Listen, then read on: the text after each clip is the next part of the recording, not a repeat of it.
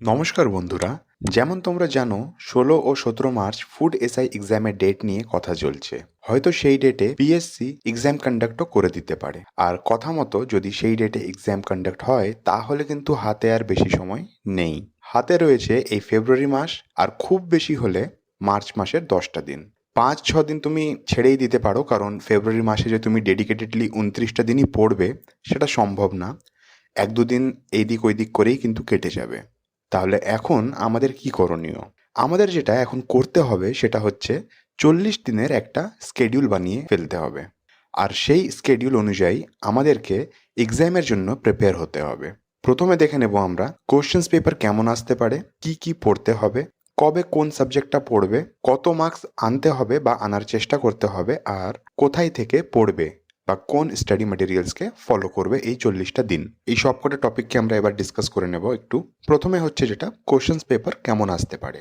তো যদি আমরা ফুড এসআই এর অফিসিয়াল নোটিফিকেশনটা দেখি তাহলে সেখানে পরিষ্কার লেখা আছে যে ফুড এসআই পরীক্ষায় অ্যাপিয়ার হওয়ার জন্যে তোমার কোয়ালিফিকেশনস হতে হবে মাধ্যমিক পাস। ঠিক আছে? তার মানে এরা বুঝিয়ে দিচ্ছে যে বেসিক যেটা লেভেল হবে সেটা হচ্ছে মাধ্যমিকের সিলেবাস। মাধ্যমিক লেভেলের কোশ্চেন্স আসবে। এবার কথা হচ্ছে যে প্রশ্নটা মাধ্যমিকের মতন সোজা সাপটা ডাইরেক্ট জিজ্ঞেস করবে সেটা হয়তো করবে না, কিন্তু এটাও নোটিফিকেশনে আমরা ভরসা পাচ্ছি যে কোশ্চেন্স কিন্তু এই বছর যে ডাব্লিউবিসিএস এর একটা চমক দিয়ে দিয়েছিল সবাইকে, সেরকম কিন্তু টাফ কোশ্চেন্স হবে না। কোশ্চেন্স একটু বলতে পারো যে বেসিক ও মাধ্যমিক লেভেলেরই থাকবে। আর খুব বেশি এখন একটা কমেন্ট করতে পারছি না কোশ্চেন্সকে নিয়ে, কারণ শেষের দিকে যে কোন দিকে কোশ্চেন্সের মুখটা ঘোরাবে এরা সেটা বলাটা একটু টাফ পিসিএসকে নিয়ে। তো তাও আশা করতে পারো যে কোশ্চেন্স একটু মডারেট লেভেলেরই থাকবে, একদম জল ভাত দেবে না এরা। নেক্সট প্রশ্ন যেটা হচ্ছে যে কি পড়তে হবে এই পরীক্ষার জন্যে। তো আগেন আমরা রেফার করব যেটাকে, সেটা হচ্ছে অফিসিয়াল নোটিফিকেশন, যেটা পরিষ্কার লেখা আছে নোটিফিকেশনসে যে পরীক্ষায় রয়েছে দুটো সেকশন। প্রথম সেকশনটার নাম হচ্ছে জেনারেল স্টাডিজ আর দ্বিতীয় সেকশনটার নাম হচ্ছে অ্যারিথমেটিক, রাইট? তো জেনারেল স্টাডিজের মধ্যে এরা দেখো একটা ইন্ডিকেটিভ সিলেবাস টাইপ দিয়ে দিয়েছে। সেখানে লেখা আছে matters of common experience including everyday science, current events, problem with special reference to India, elementary knowledge of Indian history and Indian geography. তার মানে হচ্ছে এভরিডে সায়েন্স। এবার এভরিডে সায়েন্স বলতে আমি যদি তোমাকে বলি যে তুমি সায়েন্সের বই থেকে থিওরামগুলো মুখস্থ করো, তো সেরকম না।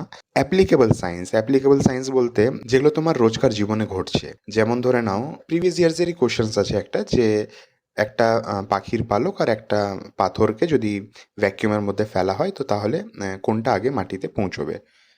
তো প্রশ্নটা এটা অ্যাপ্লিকেবল সায়েন্সের কোশ্চেন্স আসছে, ঠিক আছে? এখানে অ্যাপ্লিকেশন বেসড কোশ্চেনগুলো দেওয়া হবে সায়েন্স থেকে, এইটুকুটা তুমি ধরে রাখতে পারো। সেকেন্ড যেটা হচ্ছে কারেন্ট ইভেন্টস, কারেন্ট অ্যাফেয়ার্স কিন্তু বলছেন। আমি এখন যদি তুমি ধরে ধরে কারেন্ট অ্যাফেয়ার্স ফলো করো সেটা কিন্তু না, কিন্তু হ্যাঁ যেটা মেজর ঘটনা আছে বছরের সেইটা কিন্তু ২০২৩ই ধরে রাখো। ২০২৪-এর একদমই কোনো মেজর ইভেন্ট দেবে না। কেন মেজর ইভেন্ট ২০২৪-এ যদি এক্সাম মার্চে হয় তো কতটাই বা কী হয়ে যাবে, তাই না? তো ইন্ডিয়া বেসিসে অ্যাগেন বলে দিয়েছে যে ইন্ডিয়া রেফারেন্সে হবে। এখন এর মধ্যে ইউক্রেন বা রাশিয়া যুদ্ধ অবভিয়াসলি সেটা ইন্ডিয়ার মধ্যে পড়ছে না, তো সেটা দেবে না। ইন্ডিয়ার মধ্যে যদি কিছু মেজর ইভেন্টস ঘটছে তো সেইগুলো দেখতে পারো। যেমন ধরে নাও কোনো ভালো প্রাইজ জেতা, ইন্ডিয়ানসদের দ্বারা কিছু অ্যাচিভমেন্ট, স্পোর্টসে কিছু অ্যাচিভমেন্ট, লিটারেচারে, ঠিক আছে? বা কোনো নতুন বই পাবলিশড হয়েছে যেটা খুব চর্চায় আছে সেইগুলো হতে পারে। হয়তো সিনেমা নিয়েও কিছু দিতে পারে, ঠিক আছে?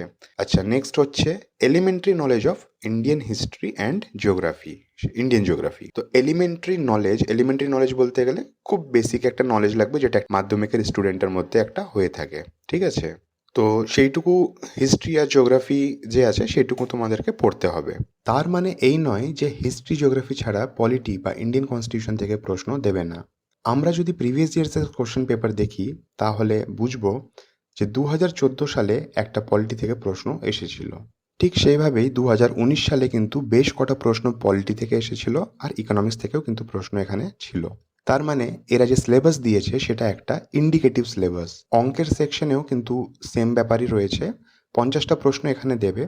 পিওয়াইকিউ অ্যানালিসিস আমি করে দেখতে পেয়েছি যে বেশিরভাগ প্রশ্ন কিন্তু simple interest, profit and loss, LCM HCF, time and work, pipe and cistern, time and distance, আর কিছু মিসলেনিয়াস কোশ্চেন্স ছিল। যদি সেই মিসলেনিয়াস কোশ্চেন্সগুলো বলি তো সেগুলো ছিল সিম্পলিফিকেশন, কোয়াড্রেটিক সার্ট বা যেটাকে দ্বিঘাতকরণী বলা হয়, আর একটা ছিল মিন প্রপোর্শনাল বা মধ্য সমানুপাতি। তার মানে হচ্ছে যে এই টপিকগুলো কিন্তু ম্যাথমেটিক্সে বা অ্যারিথমেটিকে ইম্পর্টেন্ট আছে। তো এই টপিকগুলো কিন্তু আমরা পড়বো। সিলেবাস মোটামুটি আমরা এবার একটু জেনে গেছি। নেক্সট যেটা আমরা দেখব যে কবে কোন সাবজেক্টটা পড়বো। তো এটার জন্য আমি একটা টেবিল বানিয়েছি।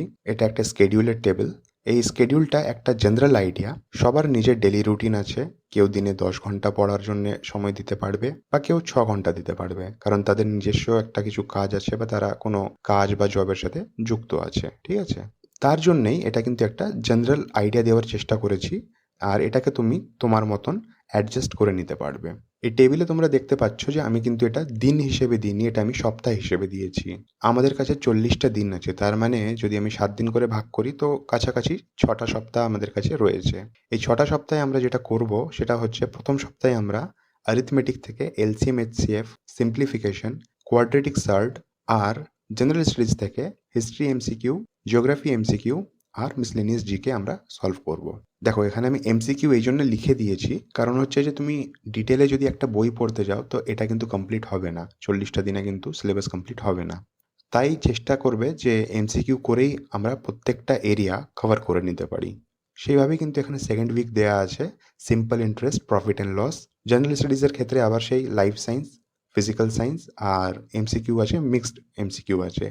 মিক্সড এমসিকিউ এর মধ্যে তোমার পলিটি, ইকোনমিক্স আর কারেন্ট ইভেন্টস যা আমাদের দেশে ঘটে যাচ্ছে সেগুলো নিয়ে কিন্তু এমসিকিউ একটা থাকবে। থার্ড উইকে যদি আমরা দেখি তো time and work, pipe and system, simplification. এখানে দেখো time and work and pipe and system এই দুটো কিন্তু সেম কনসেপ্ট। একইভাবে কিন্তু এগুলো অঙ্কগুলো হয়, ঠিক আছে? তার জন্য এগুলোকে একসঙ্গে রাখা হয়েছে। আর এর পাশাপাশি সিম্পলিফিকেশনটা। অঙ্কের ক্ষেত্রে যদি তুমি সিম্পলিফিকেশন যত বেশি করবে তোমার মাইন্ড কিন্তু ততটাই ম্যাথমেটিক্সের দিকে অ্যাডাপটিভ হতে স্টার্ট হবে। ইজিলি অঙ্ককে ক্যালকুলেট করতে পারবে, ক্যালকুলেশন স্পিড তোমার বাড়বে। তো সিম্পলিফিকেশন কিন্তু ম্যাথমেটিক্সের জন্য একটা দারুণ জিনিস। তুমি রোজ সিম্পলিফিকেশন করো, তুমি দেখবে 7 দিন পরে তোমার ক্যালকুলেশন পাওয়ার ইনক্রিজ হচ্ছে কি হচ্ছে না। এটা আমি নিজের উপরে করে দেখেছি, তার জন্য আমি এটা তোমাকে সাজেস্ট করতে পারছি। আচ্ছা, জেনারেল স্টাডিজের ক্ষেত্রে অ্যাগেন আমরা হিস্ট্রি এমসিকিউ, জিওগ্রাফি এমসিকিউ আর মিসলেনিয়াস জিকে দেখবো। এখানে মিসলেনিয়াস জিকেটা আমি বলে রাখি, এর মধ্যে আমাদের থাকবে যেটা স্ট্যাটিক জিকে হয়, যে দীর্ঘতম, বৃহত্তম এসব, বা প্রথম মহিলা, প্রথম পুরুষ কে ছিলেন এই ফিল্ডে, বা কোন খেলার সঙ্গে কে যুক্ত, এই ধরনের জিকের একটা এমসিকিউ মিসলেনিয়াস জিকে থাকবে। ঠিক আছে?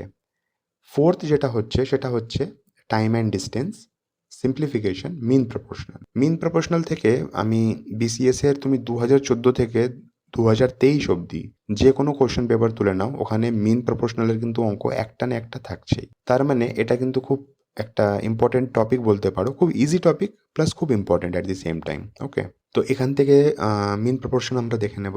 আর আগেন আমরা জেনারেল স্টাডিজের ক্ষেত্রে সায়েন্সের সাবজেক্টগুলো আমরা দেখে নেব।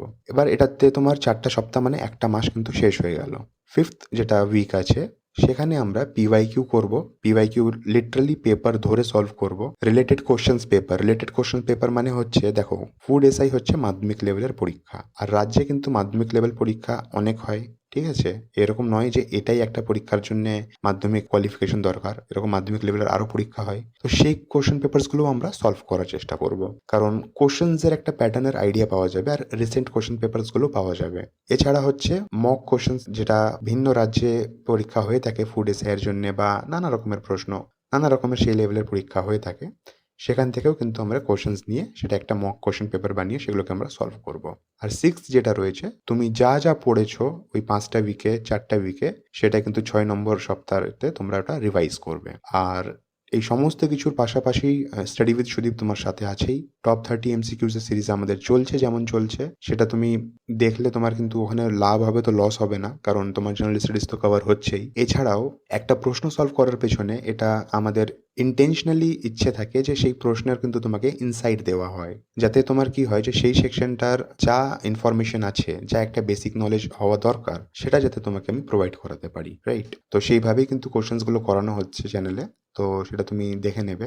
আর এটা করতে গিয়েই দেখা যায় যে 30টার জায়গায় তোমার কিন্তু সেই দিন 50টা এমসিকিউ হয়। তো সেইভাবে যদি তুমি দেখো তো প্রত্যেকদিন 50টা এমসিকিউ, তো 40টা দিনে কতটা এমসিকিউ তোমার কাছে জমা হয়ে যাবে সেটা তুমি বুঝতেই পারছো। নেক্সট যেটা আমরা দেখব, কত মার্কস এই পরীক্ষায় আনতে হবে বা আনার চেষ্টা করবে। দেখো, কোশ্চেন্স পেপার না দেখে যদি আমি তোমাকে এখন কাট অফ বলি বা এত মার্কস আনতে হবে বলি, তো সেটা পুরোপুরি মিথ্যা বলা হবে। আর তোমাদের মধ্যেও যদি কেউ মাইন্ডে সেট করে রাখো যে আমাকে এত মার্কস অ্যাচিভ করতে হবে এই পরীক্ষাতে, তাহলেই আমি সেফ সাইডে থাকবো, সেটাও কিন্তু একটা ভুল ধারণা। তুমি দেখা গেল যে অতটি মার্কস আনার চক্করে নেগেটিভ করে চলে এসেছো।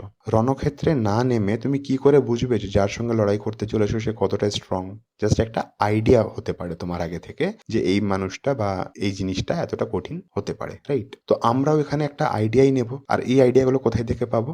এগুলো আমরা প্রিভিয়াস ইয়ার্স কোশ্চেন পেপার আর যা কাট অফ গেছে সেটা দেখেই একটা জাস্ট আইডিয়া নেব। আর এখানে এই প্রিভিয়াস ইয়ার্স কোশ্চেন্স দেখার ক্ষেত্রে কিন্তু আর একটা সমস্যা আছে। কোশ্চেন্স পেপার যে তোমার হাতে রয়েছে 2014, সেটা 2019, এই দুটো কোশ্চেন পেপার কিন্তু 10 বছর পুরনো, রাইট? 2014, এটা 2024 চলছে, তো 10 বছর পুরনো। 2019-এ যেটা তোমার হাতে কোশ্চেন পেপার আছে সেটা হচ্ছে 5 বছর পুরনো। আর এই সময়ের সাথে সাথে কোশ্চেন্সের লেভেল ইনক্রিজ হয়েছে, আর এছাড়াও কম্পিটিশনটাও কিন্তু ভীষণ বাজেভাবে বেড়ে গেছে। তাই তোমাদেরকে বলবো, যদি পারো কোশ্চেন্স পেপারে কোশ্চেন্সের লেভেল দেখার পরে, তাহলে 80 থেকে 88টা করে আসার চেষ্টা করবে, আর সেটা যাতে ঠিক হয়। ওইটুকু যদি করে আসো তো সেটা সাফিসিয়েন্ট আছে কাট অফটা ক্লিয়ার করার জন্যে, ইন্টারভিউয়ের কল পাওয়ার জন্যে। এটুকুটা ভরসা রাখতে পারো। আরেকটা প্রশ্ন এখনো রয়ে গেছে যে ফুড এসআই পরীক্ষার জন্য আমাদের চ্যানেল ছাড়াও কি কি পড়বে, কোন স্টাডি ম্যাটেরিয়ালকে ফলো করবে। তো এই বিষয়ে আমি একটা অন্য ভিডিওতে কথা বলবো তোমার সাথে। এই ভিডিওটা অনেকটাই বড় হয়ে যাচ্ছে, তো সেই ভিডিওটার নোটিফিকেশন পেতে অবভিয়াসলি চ্যানেলকে সাবস্ক্রাইব করে নাও। আর যদি তোমার মনে হয় যে এই ভিডিওটা একটুও তোমার হেল্প করেছে স্ট্র্যাটেজিকে সাজাতে বা এই এক্সামকে বুঝতে, তাহলে প্লিজ লাইক বাটনটাকে প্রেস করো আর তোমার প্রিয়জনের সঙ্গে এই ভিডিওটাকে শেয়ার করো। হাসি আর কি কমেডির ভিডিও তো অবভিয়াসলি সারাদিনই শেয়ার করে চলেছো, একটু এডুকেশন ম্যাটেরিয়ালসও তাদেরকে শেয়ার করে দেখো, তাদের ভালোই লাগবে। দেখা হচ্ছে নেক্সট ভিডিওতে, ততক্ষণ পড়তে থাকো, রিভাইজ করতে থাকো।